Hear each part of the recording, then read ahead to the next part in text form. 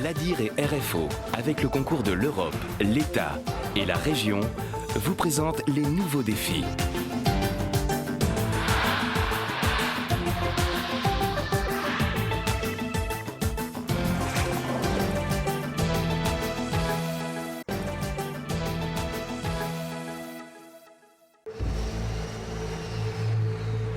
Un décor lunaire.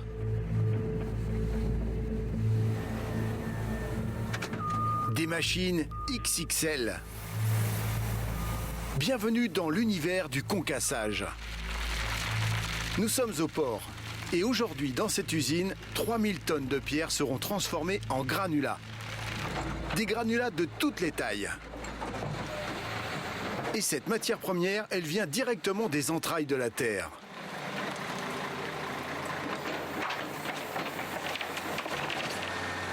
Nous sommes sur un site d'extraction, une carrière. Et ici, chaque jour, des dizaines de camions viennent chercher des centaines de tonnes de galets. On ne peut pas tout prendre sur un site, on est obligé de faire un tri. Vous voyez, il y a certainement des gros cailloux qu'on a mis de côté, qu'on appelle les andins. Et la partie qui nous intéresse, on la prend, avec une pelle, on la met dans des camions, on les transporte sur le site jusqu'au primaire. Si la société de concassage s'approvisionne ici, c'est parce qu'elle a conclu un accord avec le propriétaire du terrain. Un agriculteur qui y voit un double intérêt. Il débarrasse son champ de ses galets et arrondit en même temps ses fins de mois.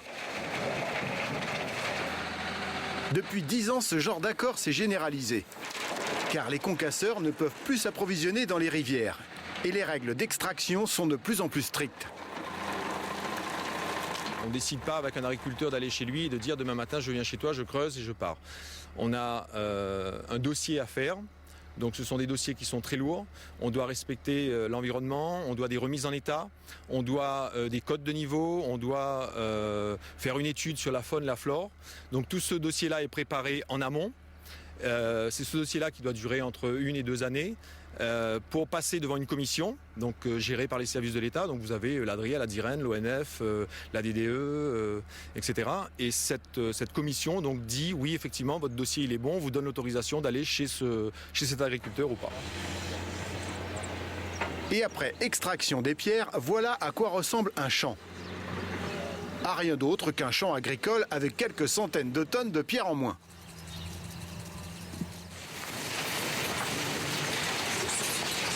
De retour dans l'usine de concassage, les galets sont déversés ici, dans cette trémie. Ils seront ensuite broyés et triés. Les camions déchargent dans une trémie, donc on a ensuite une succession de machines, donc un alimentateur, un crible et un concasseur. Donc tous ces outils-là servent à donc séparer les matériaux dans un premier temps, donc pour aller sur les 2 lignes de production. Cette machine peut broyer jusqu'à 500 tonnes de pierre par heure. Et pour veiller au bon déroulement du broyage, il y a Jean-Luc. On est dans le poste de pilotage du concasseur. Ce tableau, ça représente l'installation qui est en dehors. Et après, au niveau de ça, on voit tous les problèmes qu'il y a. Si jamais il y a un bourrage, le tableau ici passe en défaut. Et après, on arrête, on regarde le problème qu'il y a, après on remet en route. Une fois les gros galets cassés, ils sont emmenés vers leur destination finale par les tapis roulants. Ceux-ci font près d'1 kilomètre de long et ils desservent toute l'usine. Les plus petits matériaux seront lavés et serviront de base à la fabrication de béton.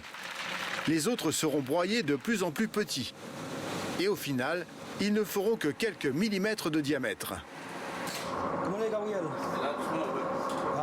Arrête un instant, Dans le poste de pilotage du secondaire, Jean-Luc scrute chaque écran d'ordinateur. Il surveille la production et le chargement des camions. Nous, on charge avec le quai de chargement qu'on a sur ici. Ça, c'est un quai de chargement automatique, c'est ça? Oui, un quai de chargement automatique. Et les camions qui partent dessus, et on met le tonnage qu'ils demandent. Et à chaque produit qu'ils demandent aussi.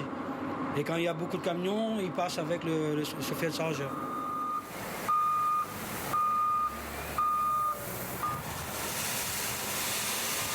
Et pendant que Georges charge les camions, de l'autre côté de l'usine, on coule le béton. Nous sommes dans l'atelier de préfabrication. Ici, on fait des blocs américains. Vous avez les agrégats qui arrivent, les 3 qualités d'agrégats, en fin de compte, qui arrivent dans la trémie à béton, qui tombent dans le malaxeur, fait un malaxage, un mouillage, une préparation de béton, et ça part de la machine. Le mélange est ensuite coulé dans un moule. Il est vibré et pressé.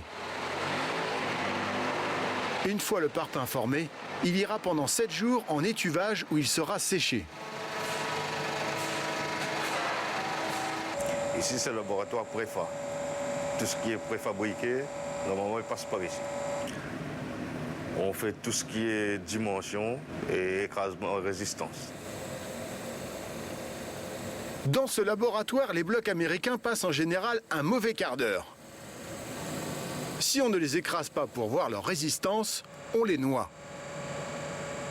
Il y a les essais d'absorption par capillarité pour voir les blocs, et les blocs lisses, les blocs américains, comme on dit.